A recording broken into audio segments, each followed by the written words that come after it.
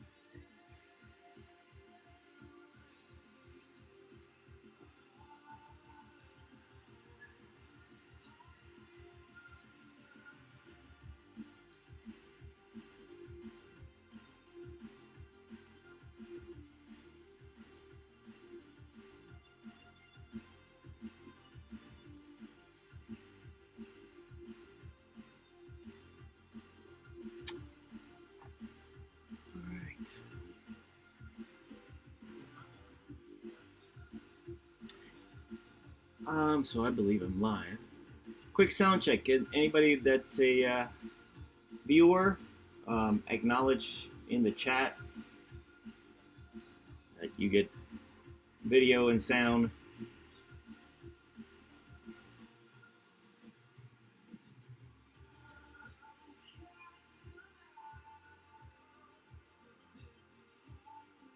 Awesome, great, thank you.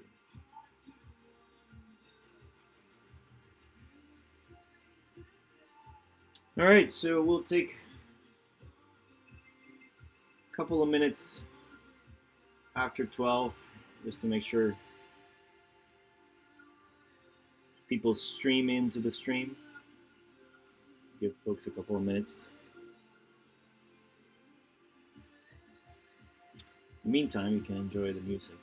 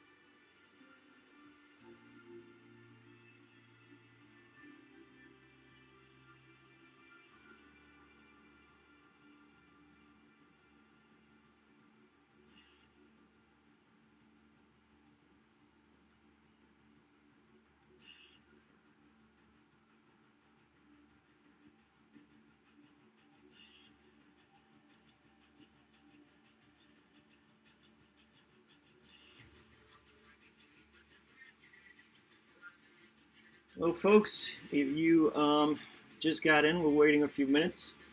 Give people a chance to get started shortly.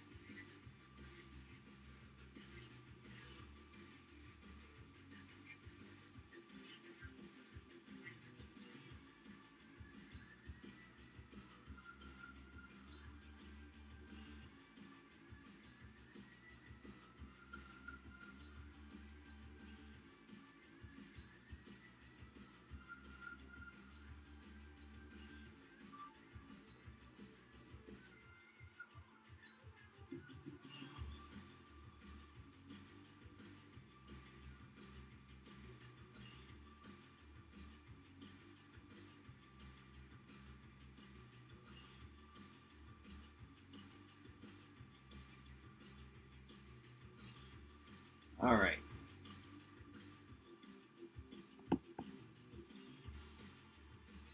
All right. Welcome, everyone. I think we're at about 100 years.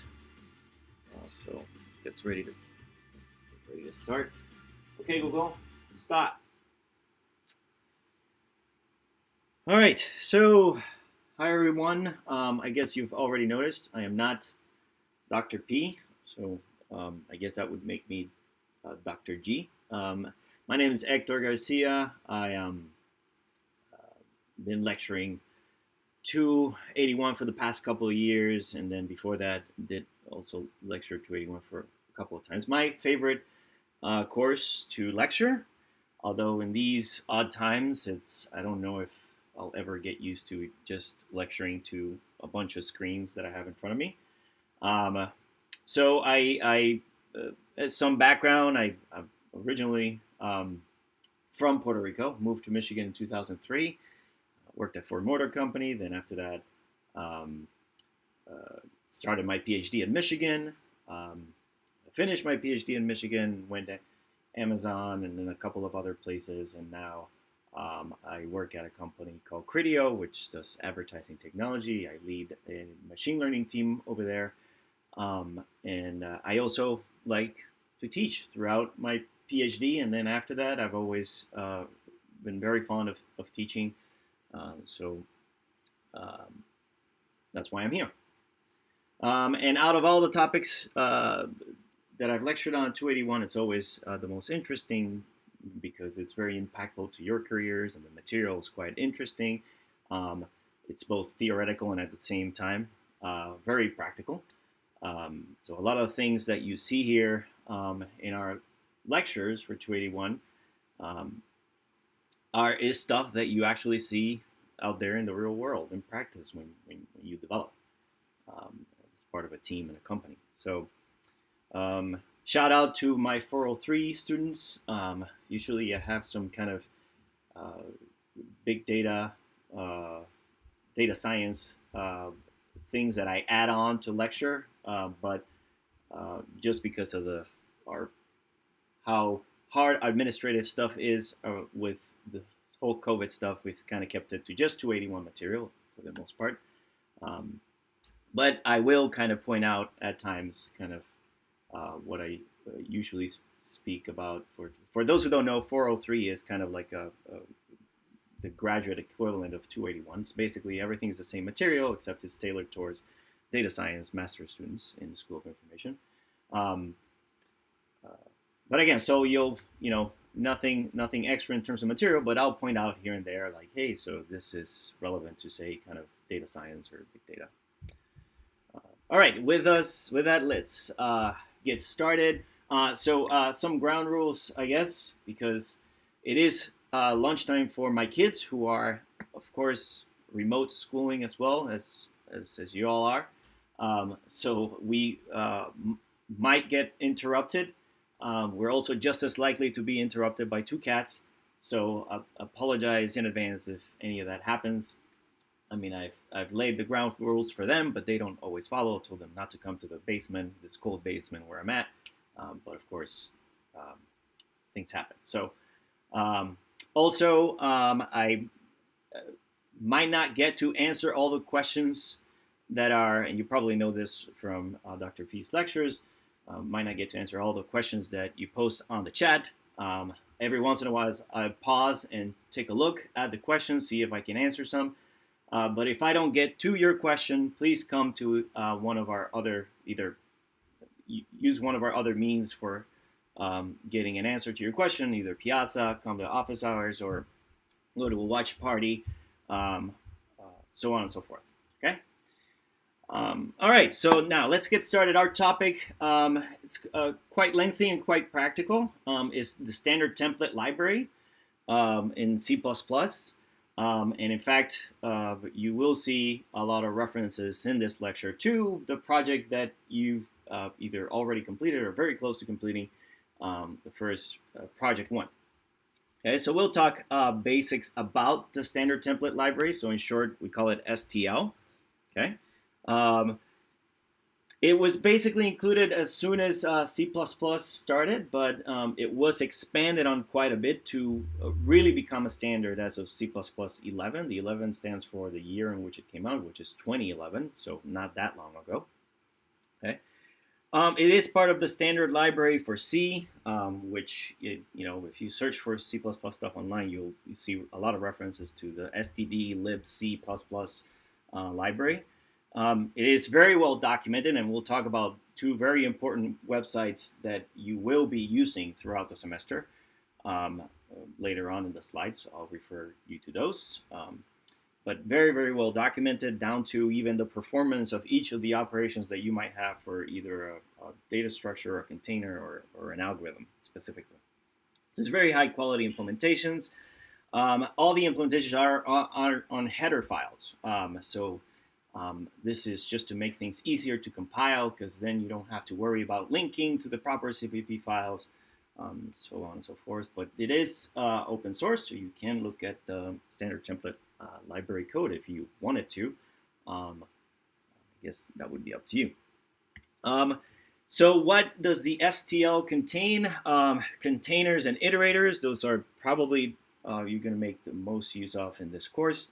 There's memory allocators, there are utilities and function objects. The utilities you will use quite a bit. Function objects, you will largely for this course be creating your own, but there are some standard ones. And then, of course, algorithms, which we will use in this course, maybe a few, specifically sorting, right? You will use in this course, but there's a bunch more, so actually, there's a link there to the Wikipedia page on the standard template library if you want more sort of historical information about it. Resources on the STL, at least book-wise, we recommend two. That is the Strostrup titled The C++ Language, and then the C++ Standard Library by Josoides. I don't never know if I'm pronouncing that correctly. And then what I spoke about earlier, two important reference websites are cppreference.com and c++.com. I often find CPP reference the more useful. They're both useful, but I often find CPP reference more useful than c++.com.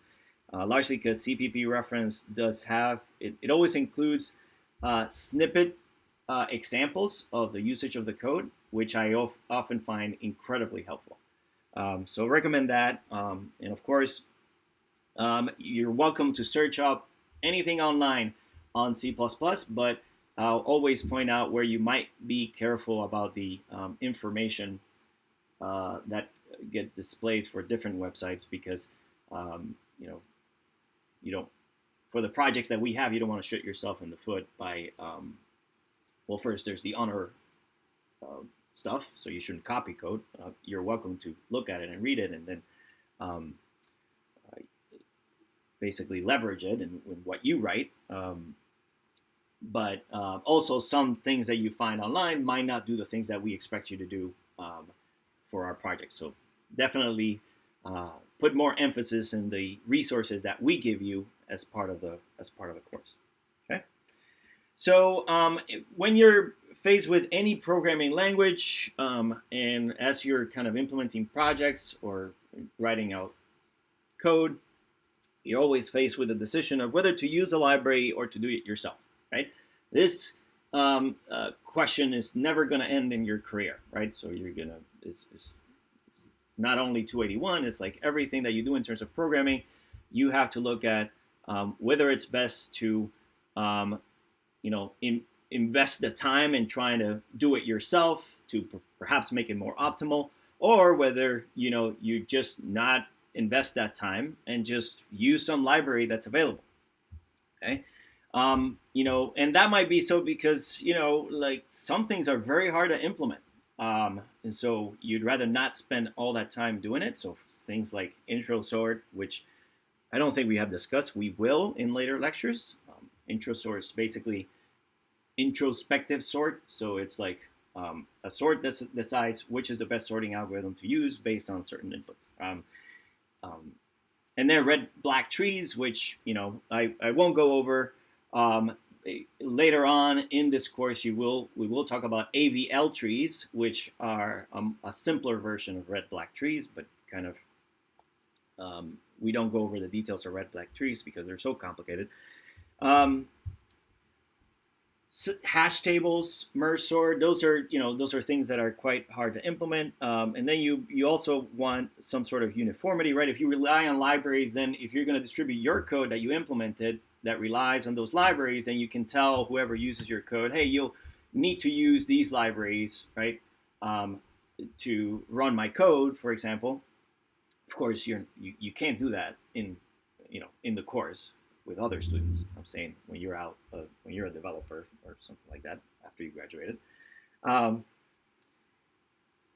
So I assume everybody here in this course has used a library before, right? Even if it's not C++, if you're using Java, you've used libraries. If it's Python, you've used libraries, so on and so forth. And it can reduce debugging quite a bit because, of course, if you're utilizing these library functions, then you're assuming that they're well tested, right? You're assuming there's a broad range of people that have used these functions and, no bugs have been found. So given the fact that when you develop programs, as you could probably tell by project one, probably at least 50% of your time is actually spent on debugging and fixing things, right? So the more you can cut on debugging time, the better off you're going to be. Okay. So the issues with using libraries is, largely that because they're library functions, they need to be general, or meaning that they need to apply to a multitude of different contexts, right? And so when you develop, call it generic code, there's less room for optimization, right? So in general, code that is specialized to a particular context or particular input tend to take advantage of that particular context, exploiting some particular property of that context, and then run faster, right? Or with less memory. So for example, you can write your own code that might skip unnecessary checks, right? Given that you have some constraints on the input to your problem. Okay.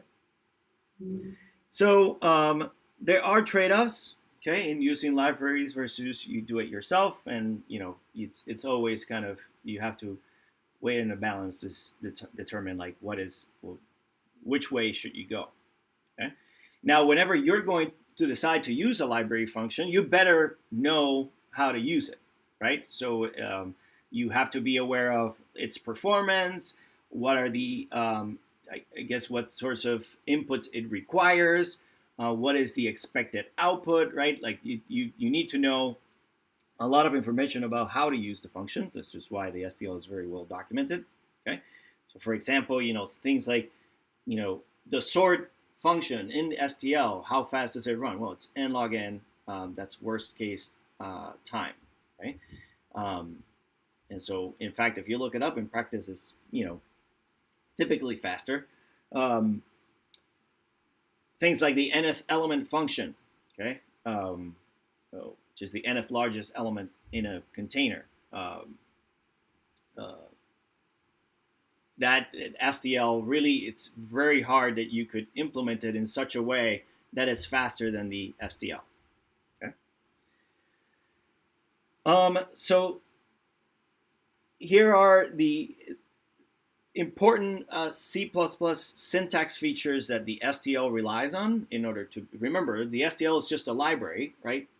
That's part of C++. It's not like the STL defines the C++ language, right? There's the C++ language definition, and then there's the STL. So the STL is going to rely on some particular features of the language.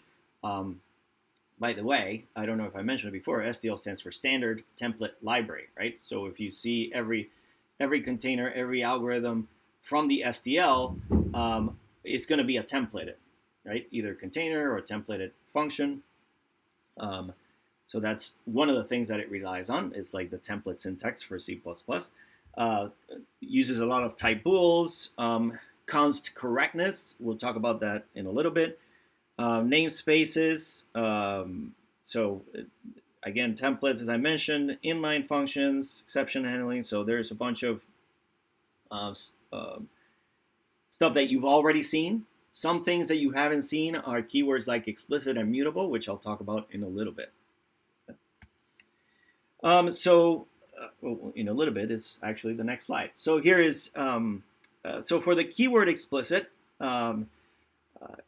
the idea, actually, this is better explained through an example. So I'm going to bring up, if everything, and bear with me, because this is the first time I'm doing this. I'm going to bring up online GDB. Oh, that's not what I want. This is what I want to hide this. Okay. Let me comment this all the way down here.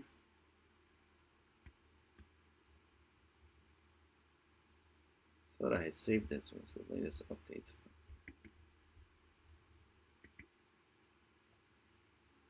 All right, so anyone post on the chat? All right, can someone post in the chat that you can see? According to my streaming software, this should be good.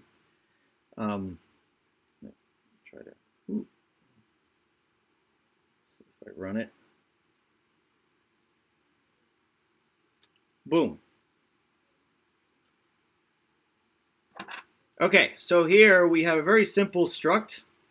Okay, it has basically just has an integer data member, which is just called v, and then it has a constructor to initialize that internal data member, right? So that happens right here in line 11. Okay, so then we have main that basically has test code for the test struct. So it basically uses the constructor and then prints out the value for v, right? That's line 18. And then there's a different way here, which is line 20, where it uses this constructor on line 11. Okay, and in line 20, it makes that constructor work by just making an assignment of an integer value, in this case a 10, the value 10, right? So in line 20, C++ when it compiles, when G++ compiles it, it would reach line 20 and then see like, oh, this is weird. There's an assignment of the value 10 to some object of type t. And then it'll see, oh, what I can do is I can assume that what the programmer wanted to do is basically call the constructor defined in line 10, in line 11, excuse me. And so that's what it does. So you can see that it works out the same, and that's why it prints 10 twice. Okay. All right. So let's talk about first the explicit. When you make this constructor explicit, which is what I'm trying to do if I ever reach line 11, okay, is that now when you try to compile, it won't. Line 19 now is going to cause a compile error, right? Basically, it prevents the compiler to make the assumption that what you wanted to do with the assignment in now line 19 is called the constructor. Okay, so that's why it explicit. It means that if you want to call this constructor, you have to explicitly use the syntax to call the constructor. So that's why line 17 still works, right? But line 19 does not anymore. Yeah, so if I just comment this out and then run it, then it'll work, but just print 10 ones. All right, so that's the usage of the explicit keyword. Another keyword that you should be aware of is mutable. Okay, so mutable exists in the context of const. So you're probably familiar with const. So I'll make some changes here. Right, so now I have an update function.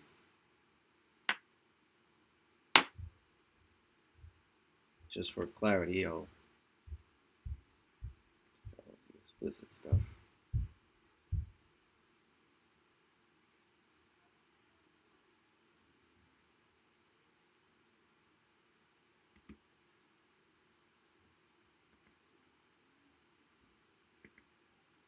And then I can do something like t.update to 5,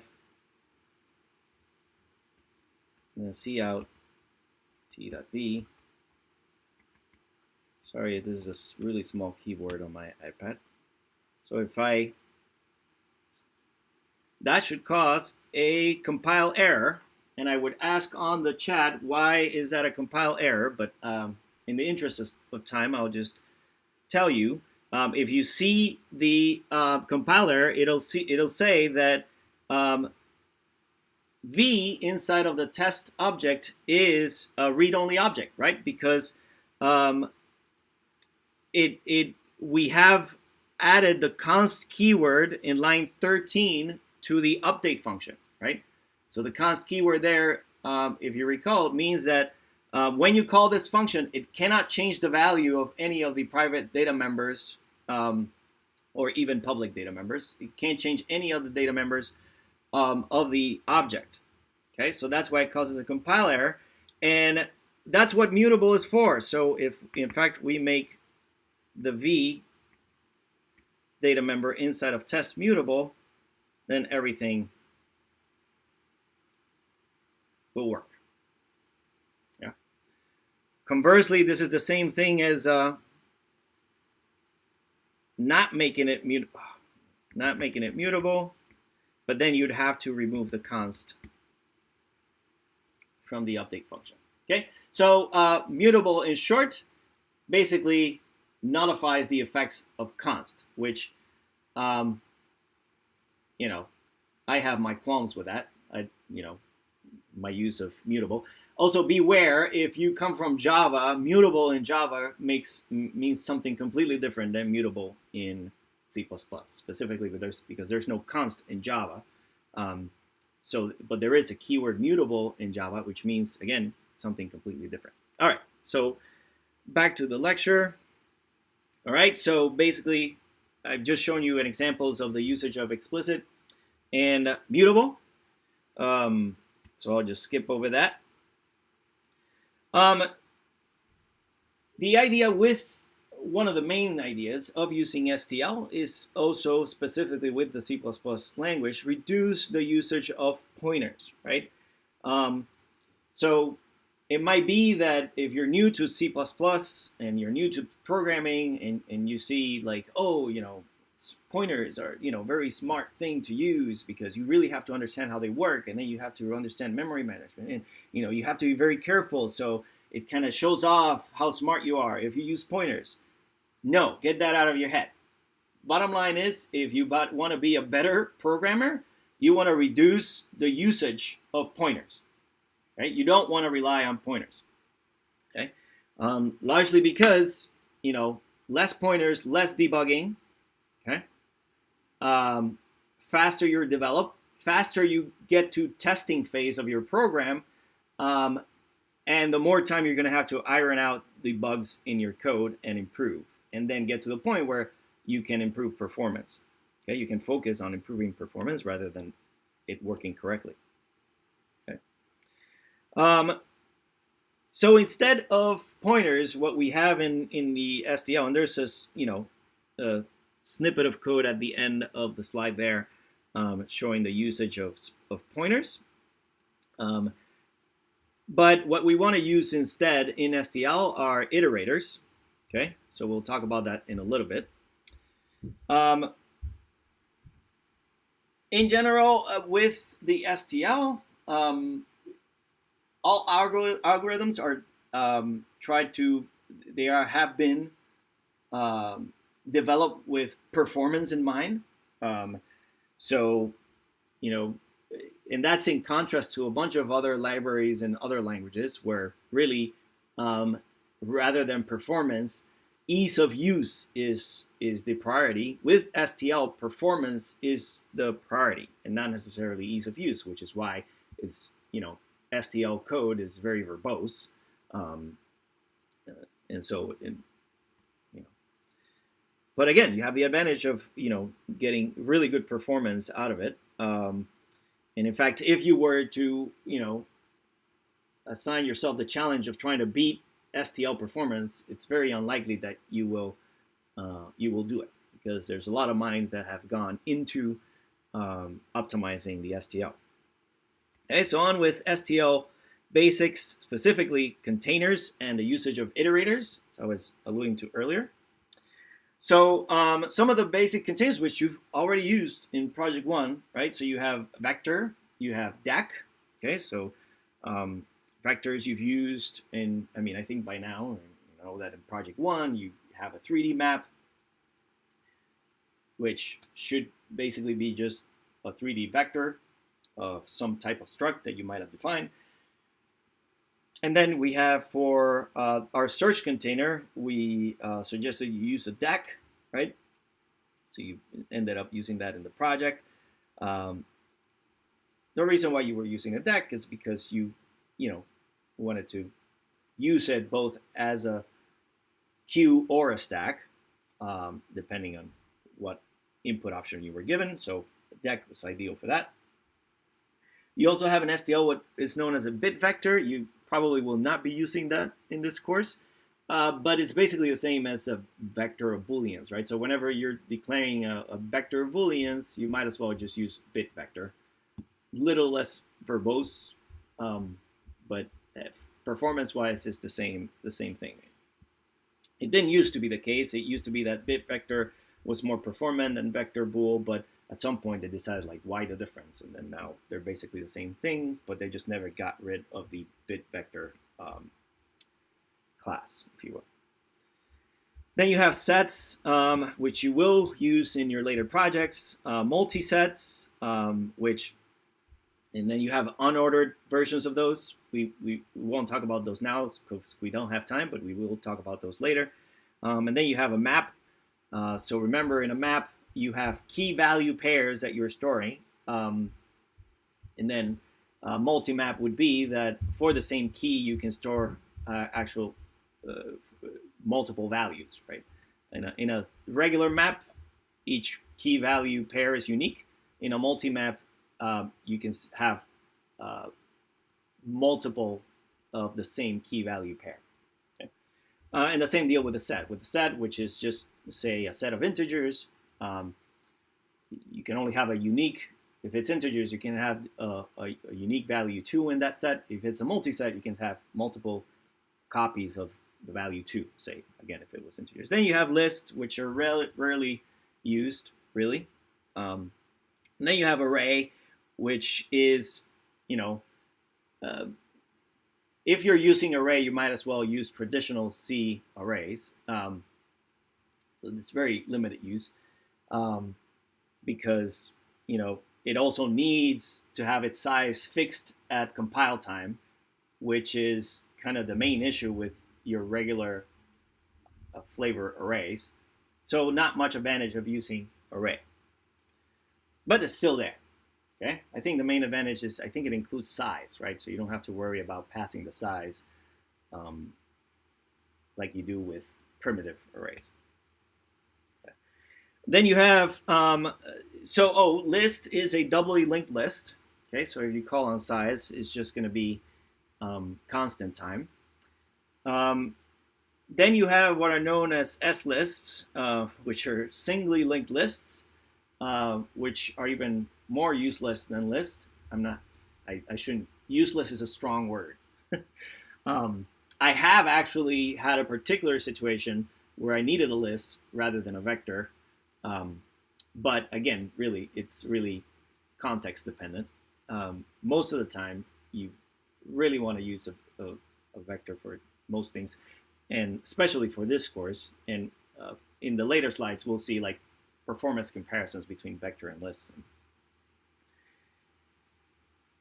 Now, in a singly linked list, if you recall from what maybe you touched upon this in either 203 or maybe 280, if it's a singly linked list because you only have pointers in one direction, that means that if you're going to query the size of the list, that's linear time, right? Because you only have access to the head of the list, and so you need to traverse the entire list and then count along the way to figure out what the size is. And then you have forward list, which is a singly linked list, but it doesn't have the size. It's, all you can do with a forward list is just move forward. You cannot sort of query the size of the list. Okay. Now, a singly linked list does have smart pointers, and I'll make this note right now. Just please, for the purposes of this course, forget us about smart pointers. Okay, like to you, they do not exist. Okay, partly because smart pointers are not as smart as you would think. So you really have to know how to use them. And we don't discuss that in this course, so please don't even try to use them. All right, so using iterators, their point is to generalize pointers, pun intended, right? Again, since we're trying to stay away from actively using pointers in the code, then the SDL provides a means to kind of provide the functionality of a pointer, and that is an iterator. Okay. So what that facilitates is that if you implement an algorithm that just its input are iterators, then your algorithm is going to be agnostic to what type of container sits behind the scenes of that iterator, okay? Which makes your algorithm more generalizable. So that's the second bullet. Allow for implementation of the same algorithm with multiple data structures, right? So that's one of the main benefits. Now, if you look at the code at the bottom of the slide, that's way nicer code to look at than the code that we had earlier, right? That used pointers. It's way nicer than this code that's on this slide. Okay, just saying, right? That's just using pointers makes things more readable and understanding in terms of the code. Okay, so that's some simple code that just prints whatever the iterator at the time, which is just begin right there. And on line 5, we dereference begin and then increment afterwards, right? So the incrementing is what would move the iterator forward. Okay? And so you have gen print line 2 in the code that takes in a begin input iterator and an end input iterator. So while begin is different than end, right? So I have not reached the end of my sequence or range, I print and move the iterator forward. Okay. All right, so there are multiple types of iterators. There's the input iterator, output iterator, forward iterator. And I'll let you, read through the second column that gives the details of what each one of the iterators are meant to do. But I will point out that, so you might read about, bidirectional iterator, right? So a bidirectional iterator means that you can both move forward with it, but also move backward. And you're like, oh, well, if I have that, why would I ever just use like a forward iterator that only moves me forward? So be cautious. If you are writing code that uses a bidirectional iterator, I will tell you that you should triple check your code to see if there's a way that you can implement it without using the bidirectional iterator.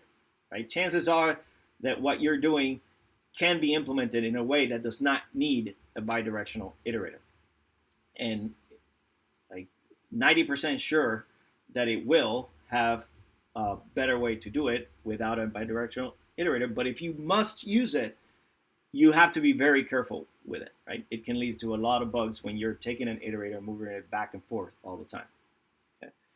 And then the other one is random iterator, which is it's basically an iterator that behind the scenes allows you to do pointer arithmetic, right? So it's basically random for random access. So you can jump to with that iterator. If it's available for that container, you can jump to the middle of the container to fetch some particular element there. So an example of that would be a vector. And then there's a reverse iterator, which depending on how what you did for project one, you might have used. It basically traverses the container in reverse. Okay, so I'll let you read through those details. And before I continue, I will pause to look at some of the chat messages just to see if I spot interesting questions. And also to get a sip of water because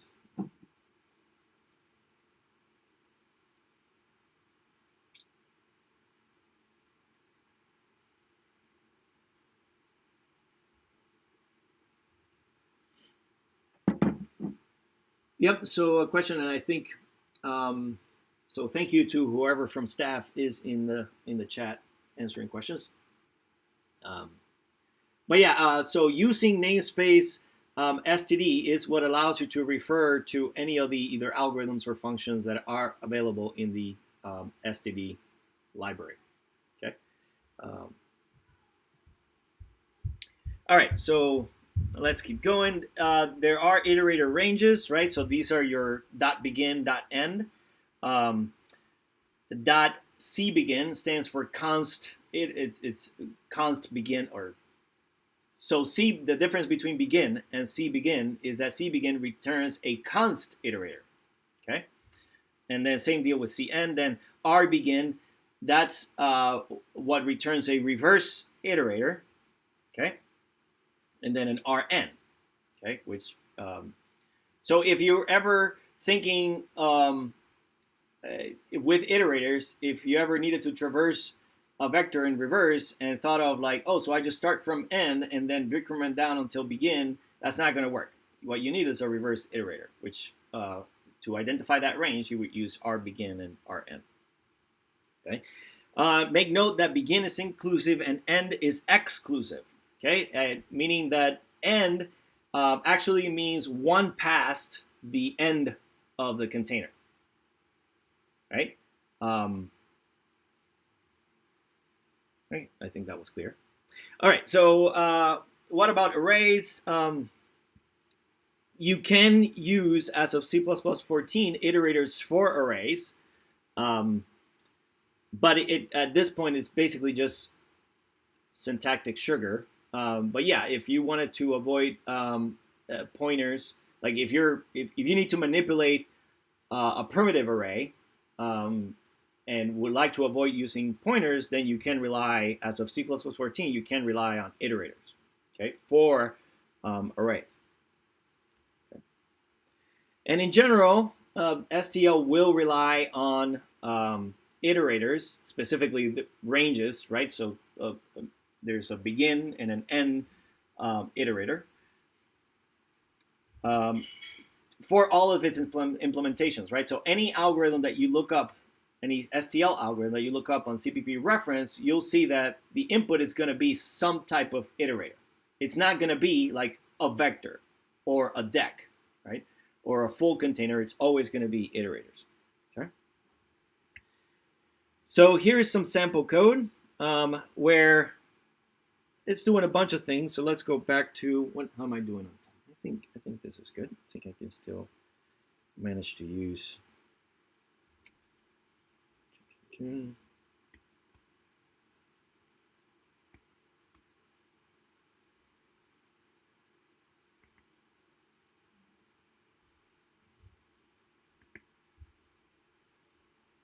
All right, so this is the same code that was in the slide. I added some print functions over there so that to make it easy. Like if you go back to the slide, there's no printing of anything. Actually, if you ran the code that's on the slide, it wouldn't do anything, or you wouldn't see it doing anything.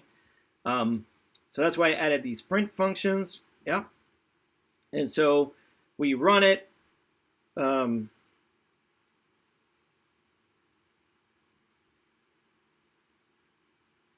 Scares me that it's taking so long. What's going on? Oh, there we go. Oh, that might be too much. Okay.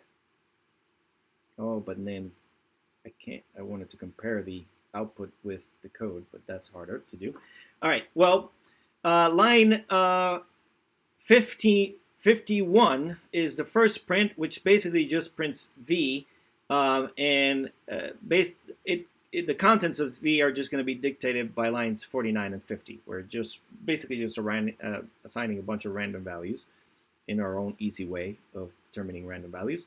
And then we print A, okay, which if you can see here, if we go up, A at this point will have garbage values. So this is, I don't know if you can tell, but there is a printing of A where it's just a bunch of random values, right, or garbage values, because I never initialized the array A, right?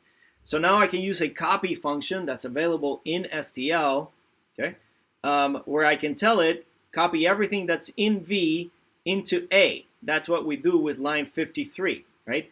So remember, STL is always going to rely on ranges. So it's going to, all right, the first argument is going to be the begin range, the begin iterator for the range. The second is going to be the end iterator.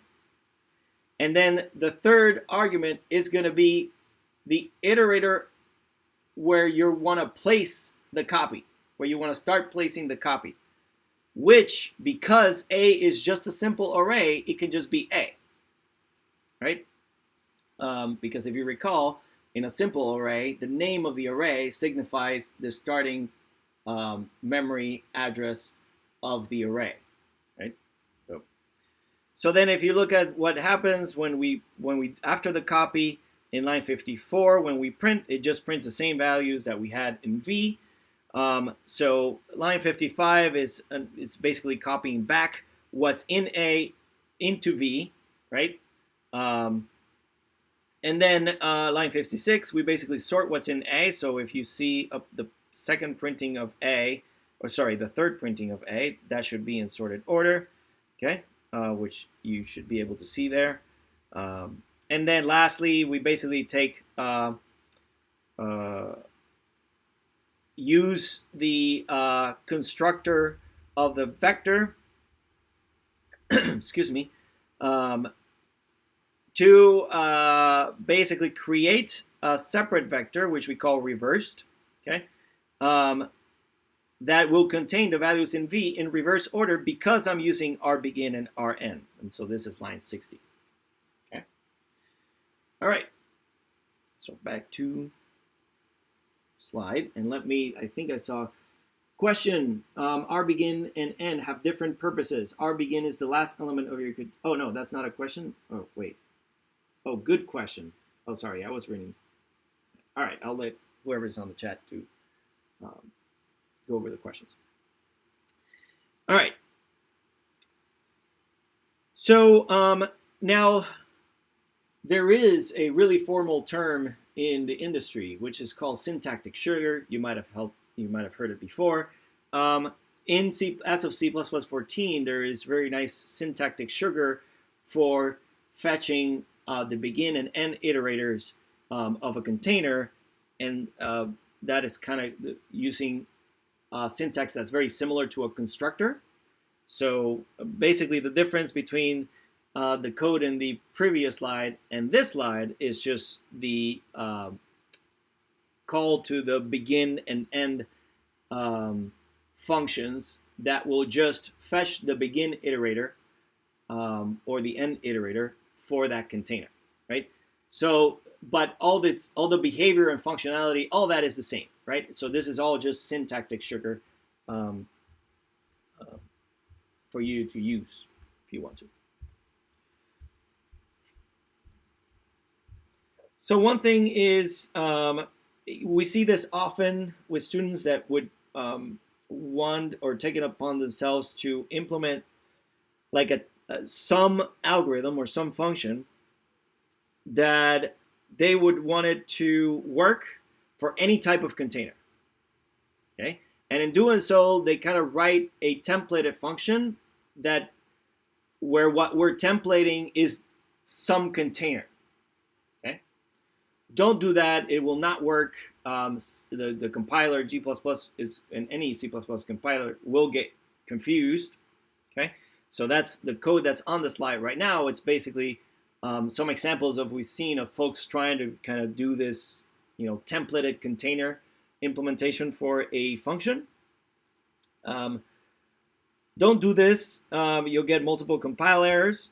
What you should be using is explicitly outlining this, so the template should be of whatever the struct or class is meant to be contained in that container, right? So if it's a vector, right, so there's some class T that I'm expecting it to contain, and so that class, that templated function you would define, and then if you need that function to also work for a deck, you will need to basically do some copy pasting and rewrite that function to work for a deck. Okay, so it will need multiple versions of the same function. It will not work otherwise. And you might think that's a downside, but I feel it is not. We can discuss at office hours if you want, like why that is the case. I won't go into that now. All right, so with regards to memory allocation, and something you definitely saw for Project 1, especially with containers, STL containers that you will be using in this course, right? You have most of the time, I don't want to say most of it, so you will often be using vectors, okay, because that provides the most compact memory allocation, meaning, a vector is just like an array, and if you recall, an array is basically a contiguous block of memory that gets reserved to represent, a bunch of elements, okay? That's in contrast to a list, where it's not a contiguous segment of memory to represent the container. It's going to be multiple spots in memory that will be representing the whole container, right? So that makes it not very compact at all, okay? That is why, say, in a list, you have to traverse to find a specific element, right? You don't have random access because the elements are the way they are created in memory. They're not contiguous, so there's no easy way to get to an element in the middle of the list. Okay. Now, make note, especially as you go forward in at least Project 3, right? Unordered map, it is a memory hog, so it's very useful, and you will be needing it. But if you can avoid using it, you should. Okay, because it is a memory hog. Never mind the details of why that is. But the fact is that it is. So here is some code where it's like creating a 10 by 20 array. It first declares a two-dimensional vector in line 1, okay, of size 10. But then, because in the constructor we did not pass it how we should initialize those 10 rows, right? Because if it's a 2D vector, then there's rows and columns. Then we need a for loop in line 2 to iterate over each one of those rows and then properly initialize what size the row should be, right? Well, there's an easier way to do that, and that is line 7 at the bottom. which is hopefully what you use in Project 1, which is just to rely on the constructor to initialize the 2D vector, right? So you already did it for 3D in Project 1, so you're very familiar with this. So one general thing to consider as you use vector, again, because we will use it plenty of times in this course, the general principle that's summarized in this slide is the fact that you rather have one vector with a large class, okay? So if it's a vector of class T, right? So you'd rather have T be a large type, meaning I don't know, 3, 5 inch, however much stuff you can fit in there. You'd rather fit it in there, rather than potentially having separate vectors for each of the entries that would otherwise go in T. You know, that's basically the summary of this. Okay.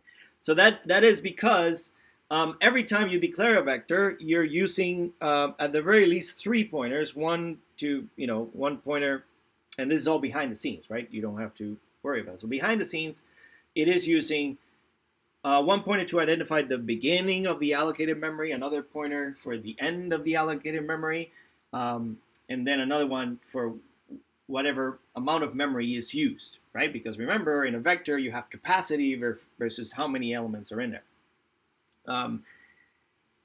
So that means that, say, if we were declaring a 3D vector, like we do in the second bullet here, and that is not strict code, right? That is kind of more or less pseudocode.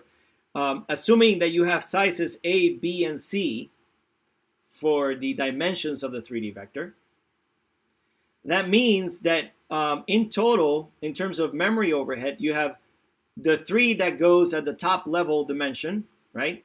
That is the 3 pointers of additional space that you need for any vector, plus 3 times whatever the size of the second dimension is, which is A here, plus 3 times A times B, which is, the sizes of the second and third dimensions, respectively, A and B.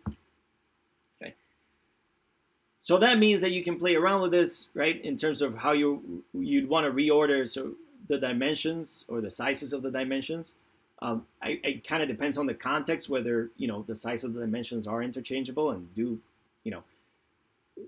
pay notice that if you rearrange the size of the dimensions and it leads to very unreadable code, I would caution, like, hey, just forget about this whole sizing micro optimization, and if it produces more readable code, to have some specific dimension be like the rows, rather than the rows being like the third dimension or the second dimension, then by all means keep that. Cool. All right, so on with functors and lambda. Okay, so one note about functors is that, if you recall what I mentioned about syntactic sugar, well, wait, not functors. When we get to lambdas, that's syntactic sugar. Let's just focus on functors, right? So functors you will definitely use in this course. You've heard of those in 280, okay? So you should be somewhat familiar with functors right now. Functor is short for functional object, and it's basically, as the code on the slide shows, it's a struct or a class where you overload the open and close parentheses operator, which is what's shown in line 2 here in the code. Okay, so that's what would constitute, as long as you overload that function, okay, you have a functor. You could also, but don't, you could also overload the less than operator. Okay, don't.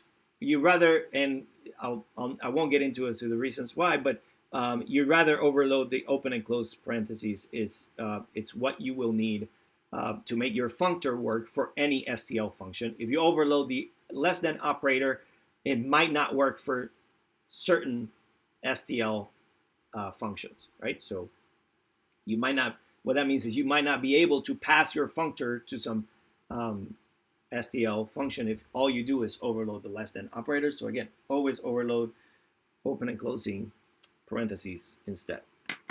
Okay. So here's an example of the usage of a functor. So you have the class sort by coord, that stands for coordinates, right? That's lines 1 through 10. And then you have example usage of that class, right? By creating a vector that contains 100. I guess it's the vector is called x coord, right? So it contains 100 of these coordinates. But then the class is also it is overloading the open and closing parentheses. So it is effectively a functor. So if you look at line 20, right, you can pass SBX, which is an object of type sort by coordinate. You can just pass it to the sort function to tell it how you would want to sort the range of IDX, okay? Where IDX is just a range of integers if you see it declared in line 12, okay? So that's an example usage, and I in the interest, I actually have it back on my online. Actually, I might have not mentioned what I had in the browser. Like this is online GDB, which I'm very happy with. Just look it up, online GDB. It's very good. I do have the code there that I would have tried, but I think I'm running out of time, so I'll let you try it. But it is basically code that shows an example usage of a functor. Okay. Oh, that's not what I meant to do. All right, so you also have a bunch of utility functions that you can use in the STL. One of those that you will find interesting for this course is the iota.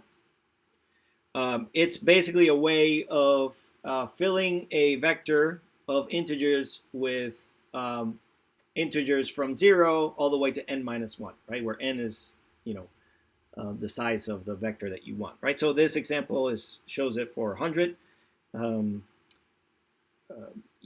I forget which project you would be using this for, but you will, and be familiar with it, play around with it. And that's, again, available in the STL by way of doing pound include numeric.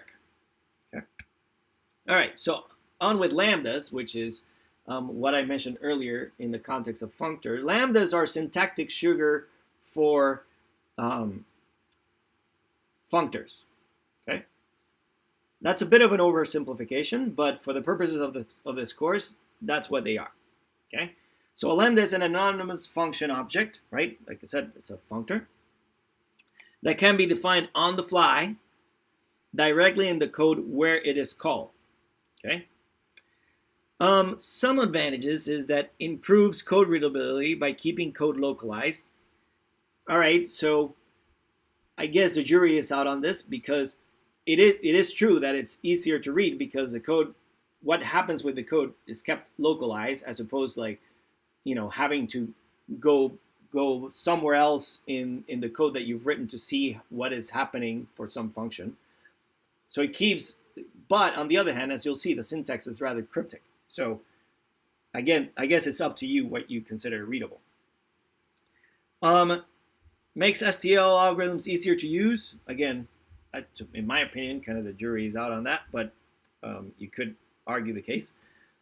And you can pass those around as function arguments, right? So you can do the same with functors as well, but these are known as callback functions, right? So if you look at other languages, actually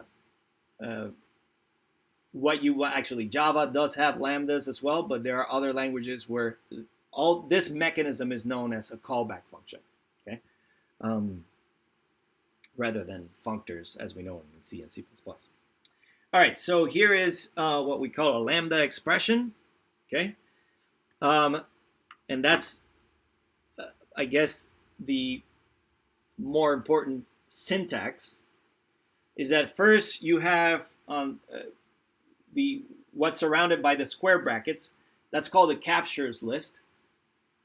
That means, remember that this is a lambda function you're going to kind of write on the fly, meaning in the middle of another function, right? So if you're defining this function that's called my function, somewhere in the middle of the function you will declare this lambda, right?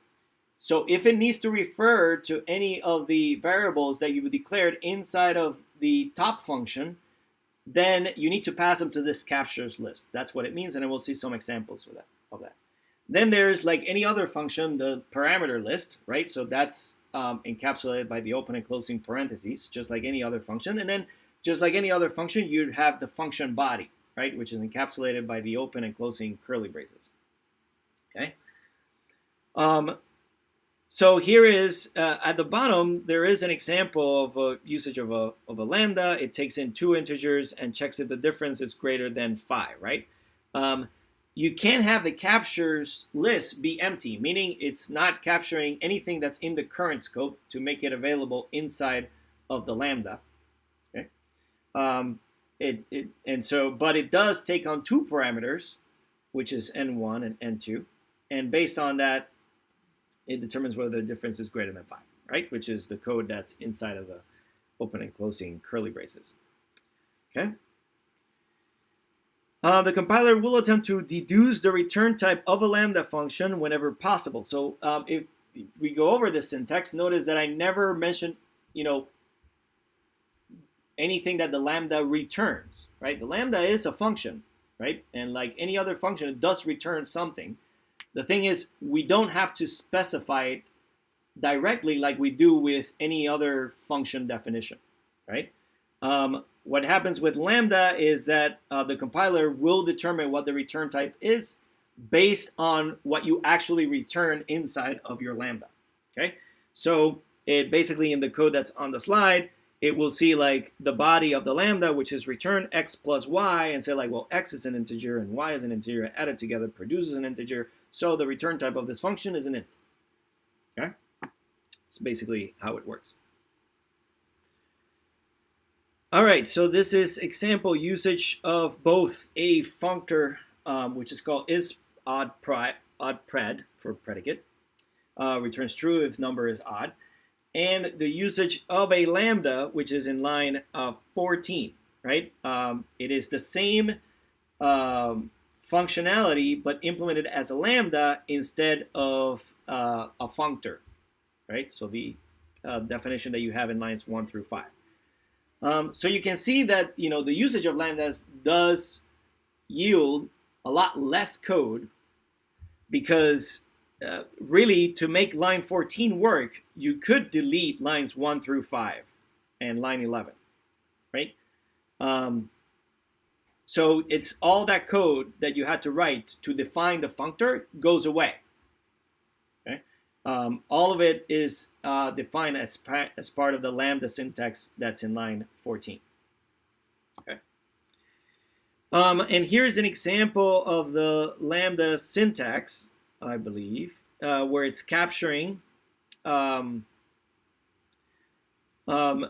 variables or values that are part of the enclosing function. Okay. This is, so actually the variable that we're capturing is called factor, right? So factor is defined in line 5, line 3. That's where it's declared, int factor. Then we update it in line 6, where we just get a value from cin. That's what factor is at the moment. And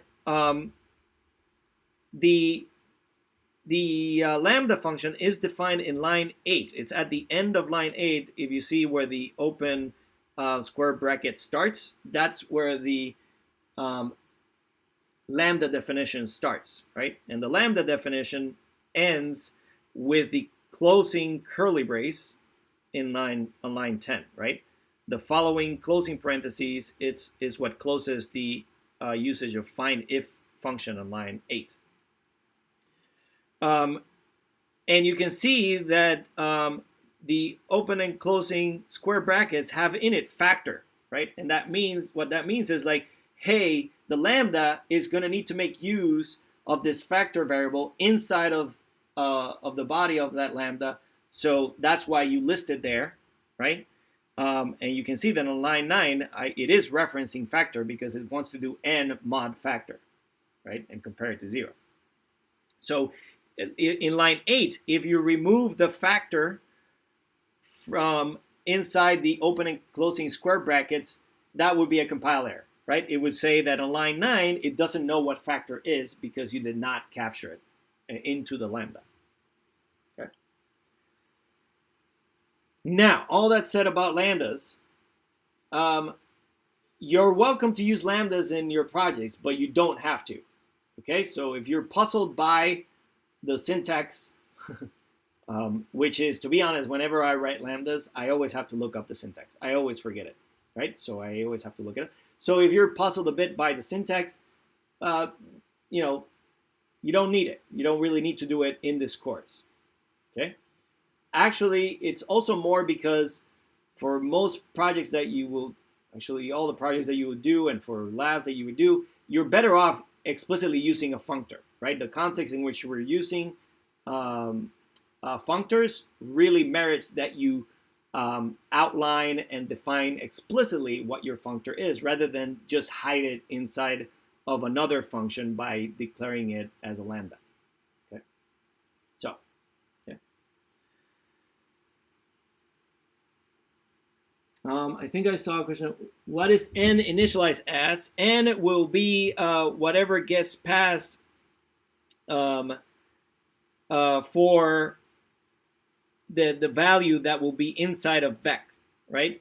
And this, how it knows that, it's actually a little bit more complex how it knows that, but int n, so the parameter that's declared for the lambda, because vec is of type int, it will know that what it's expecting there is one of the values inside of vec, right?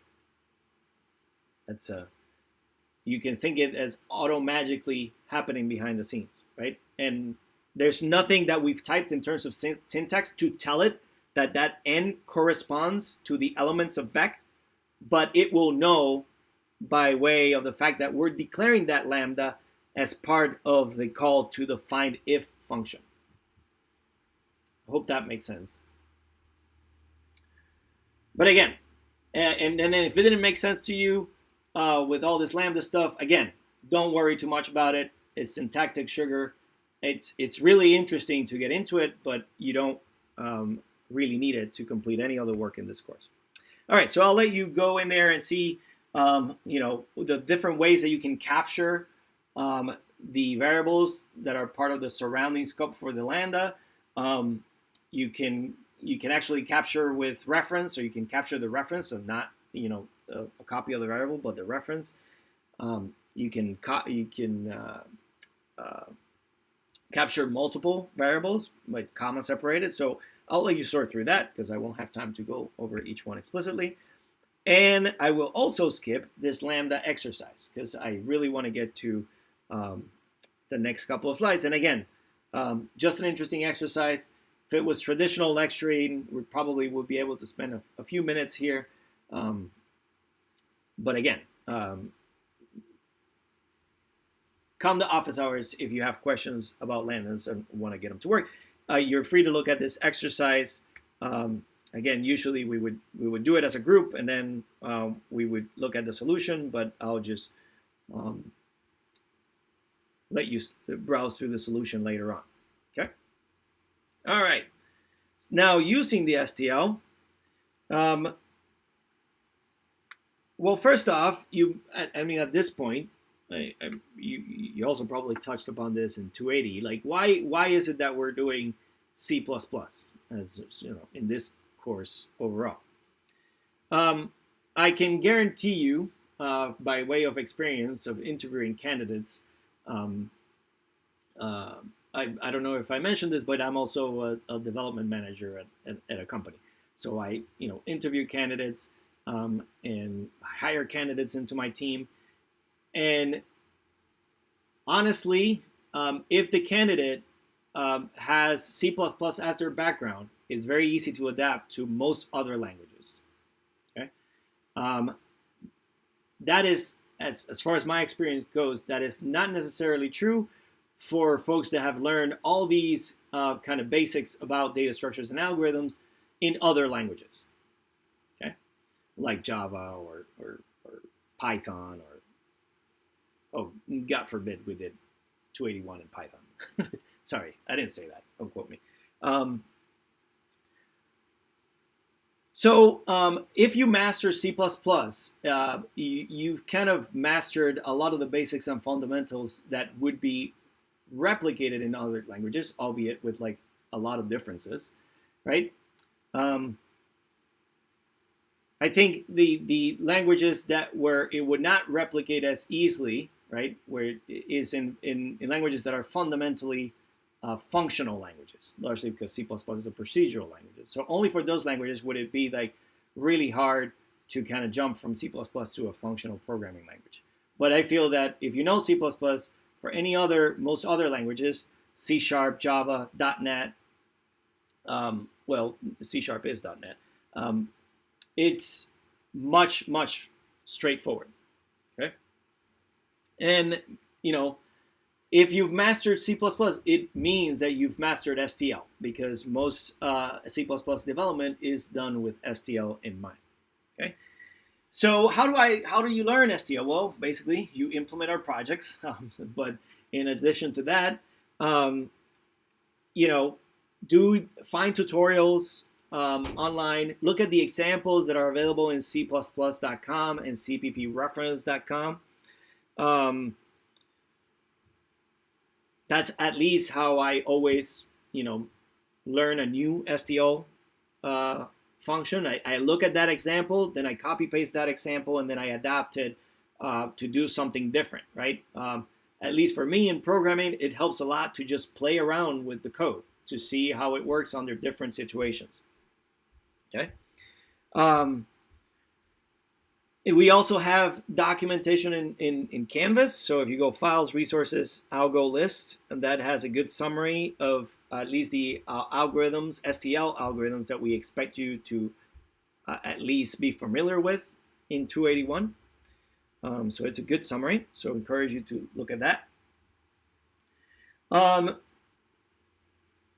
So you don't really need to learn all the functions by heart, right? But I would say what you do need to learn, or at least get in some kind of MO, is when you're confronted with a problem, looking back at some reference document, right, for the STL, and then being able to easily adapt whatever you learn from those reference documents, and then write it out, write your own usage of those STL functions. And it's really, it requires practice, right? It's very easy for the first time that if we tell you implement this, and then you look at STL and it's all very overwhelming, right? It's going to be overwhelming, right? Because it's a lot of information in these reference websites. So practice is what's going to allow you to get a good MO of knowing where to look for some specific thing. Okay. That allows you to implement what you need to implement. Okay, so do get in the habit of practicing that. It helps a lot. Now, debugging STL heavy code. When you're compiling your projects and it blurs out like some compile error, and you see a bunch of like STL this, STL that, you might say like, oh, STL is broken. Chances are, 99%, it was not STL. It was your usage of STL. Okay? So even though the compiler errors are going to show as if it's like it's an STL issue, it is not. It is STL broke as it was using whatever you gave it, and so that's why it looks like an STL compile error, but it is not. It was your implementation is incorrect in one form or another, and that's important to understand, because we get a lot of students at office hours that's like, well, it doesn't tell me anything. It's all it says is STL. Like, is STL broken? No. Your usage of STL might be broken. Okay. So that's for like 90%, I'd say 99% of STL related crashes are due to users dangling pointers or references going out of scope. So that's keep that in mind, okay, as you're writing out projects. Okay, in GDB, and like if you've been at office hours, I know I've suggested the uses of GDB to basically debug your code. Like, so for project one, for example, like how do I debug this, very large test case? Well, you can have GDB, you set up the breakpoint and you can have it stop like at the 100th iteration of some loop, right? So that you can see how your algorithm is behaving in the middle of large input, right? Another thing that works a lot is just printing debug statements rather than stepping through code. But that's just my take on it. So there is a bit here. Well, I think I might have time. There is a bit here about randomization. So we won't use this we will use randomization in this course. We won't use it deeply, right? In a sense, like it's not like we're going to be relying on random number generators to write some stochastic, right, or randomized algorithm. But you do need to be familiar with them in the context of projects, because like we will be, so when you have labs that are implementing a hash table, right? We give you input, we generate input at random, and that's what your implementation of a hash table needs to take as input is basically a bunch of random integers. So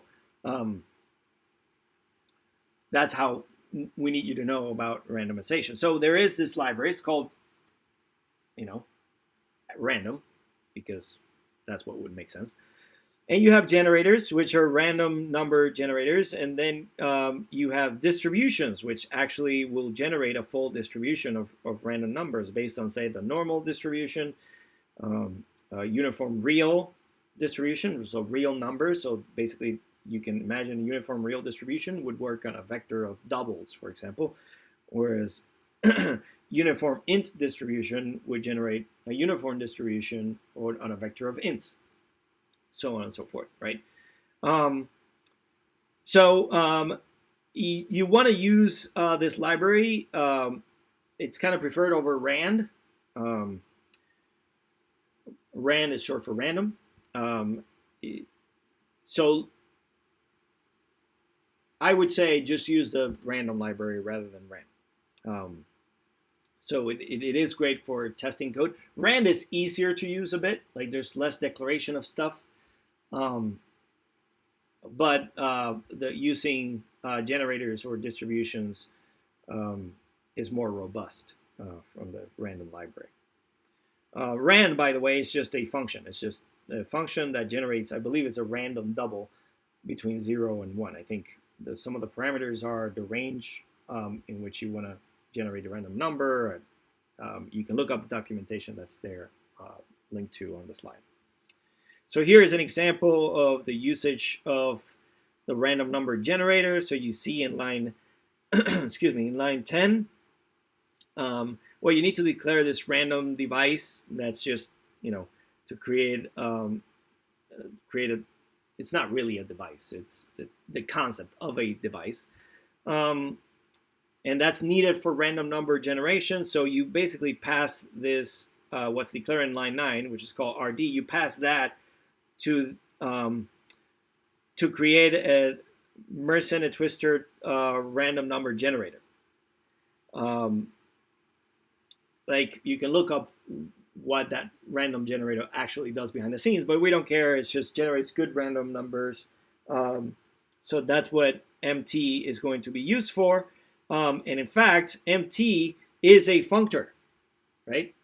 So you can see in line 15 that we can just pass MT to the shuffle function, right? So if you don't know, shuffle is an STL function that will place random values inside of the vector. And so MT is saying like, all right, so place all these random values according to the MT generator, random number generator. Okay. So that's, and then line 17 and 18 just print everything that's in that vector. Okay. All right. So on with performance, and this is where I want to get to because it's, you know, interesting to look at.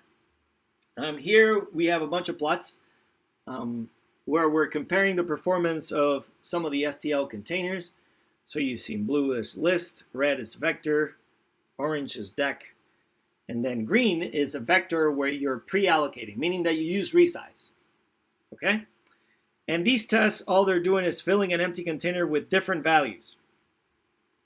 Okay, that's all it's doing. So it's just basically doing a bunch of pushbacks. And you can see that the best performance you get with using a vector and first pre-allocating the memory, right?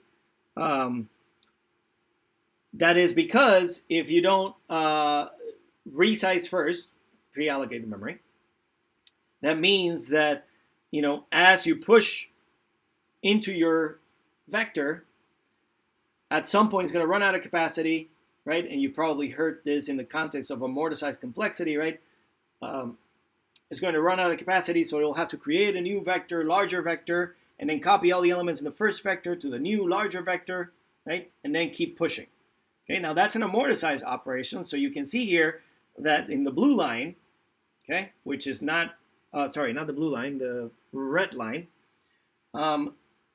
which is not pre-allocated memory for the vector, it is a constant time increase, right? So you going back to amortized, this is kind of amortized complexity in practice, right? Because all you see is a bump in runtime, but the bump is just constant, right? So the red line is just on top of the green line by, say, a constant amount throughout, okay?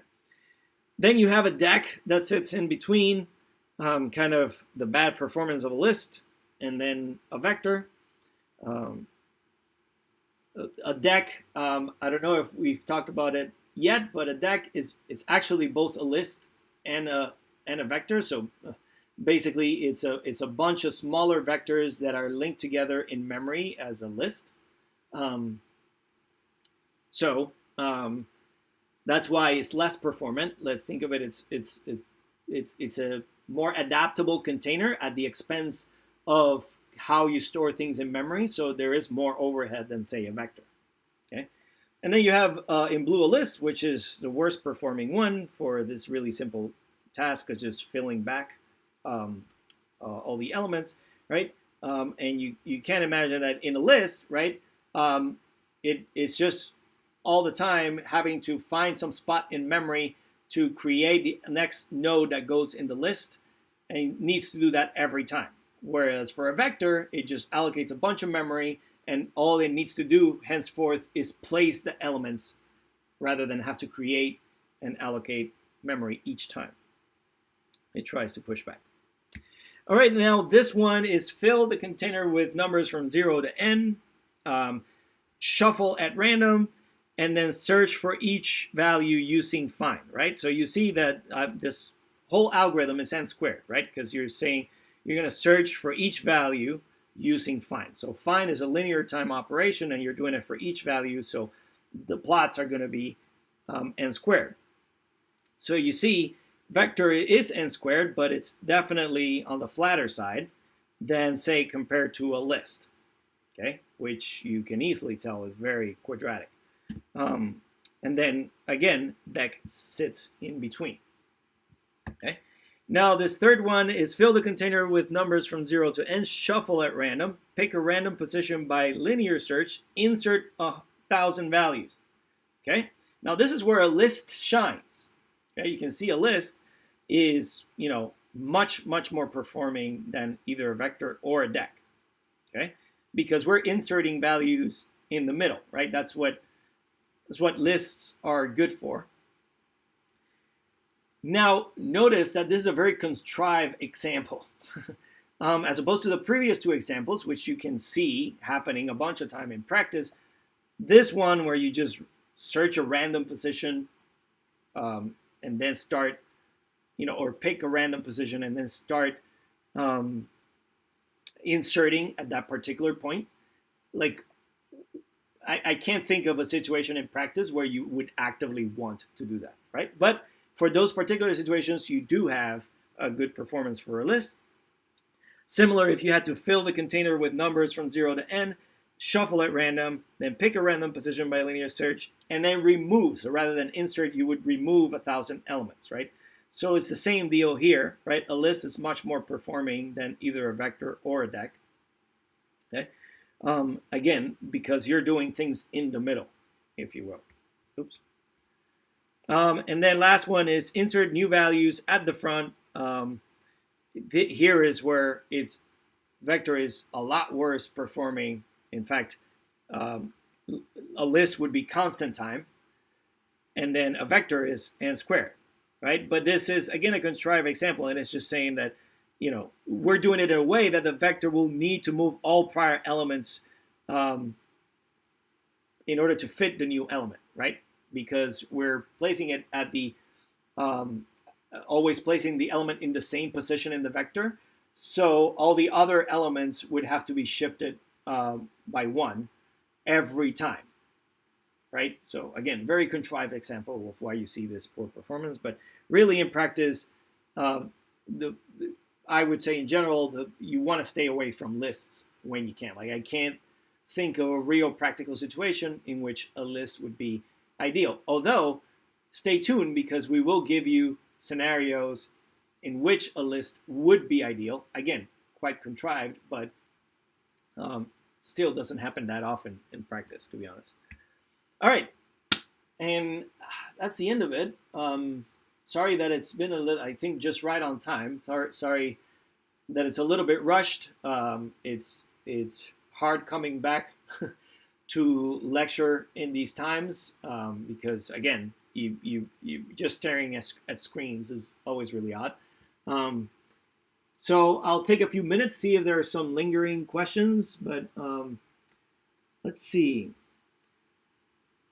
Oh, here's an interesting one. I heard that for ML, Python libraries have been optimized enough. Yes, that is true. But actually, when we say that Python has been optimized, is the fact that Python is basically just a front face for the actual libraries that sit behind the scenes, which are C, right? And I think it has a name. I think there is a popular sort of Python library.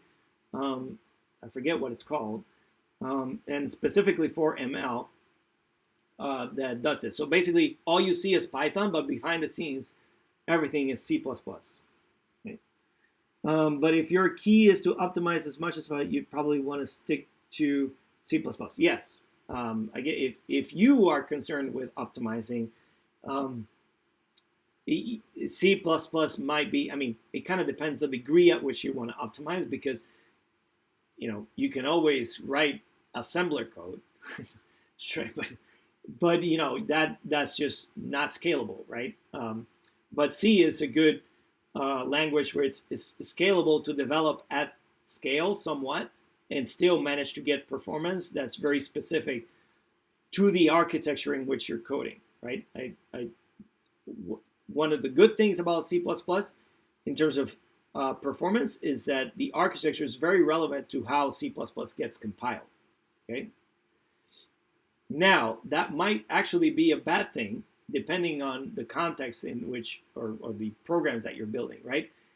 Because if you want to write programs that work in a cluster of computers, you'd actually prefer a language that is very agnostic to the architecture in which it is compiled, right? I mean, I guess you can always build a cluster where each of the machines are exactly the same architecture, but it's way cheaper if you have a cluster of commodity servers that all have different architectures. You really don't care about the architecture, right? And that's where languages like Java and Scala shine, right? Excuse me, because they're not as reliant on the underlying architecture, because they have what is known as a virtual machine. So they just compile to the virtual machine, and then the virtual machine gets run by the native OS. PyTorch, which is heavily used in research-based machine learning, turns your Python script. Yep, yeah, PyTorch does that. That's true. Not sure about Tensor. Yeah, me neither. Not sure about TensorFlow either. All right, well, that's that. 1:30 on time. Thank you. So I guess it was Rena who is on the chat. Thank you, Rena, for filling in. I will catch you all Thursday. Have a good evening, or good afternoon, and then a good evening. See you all later.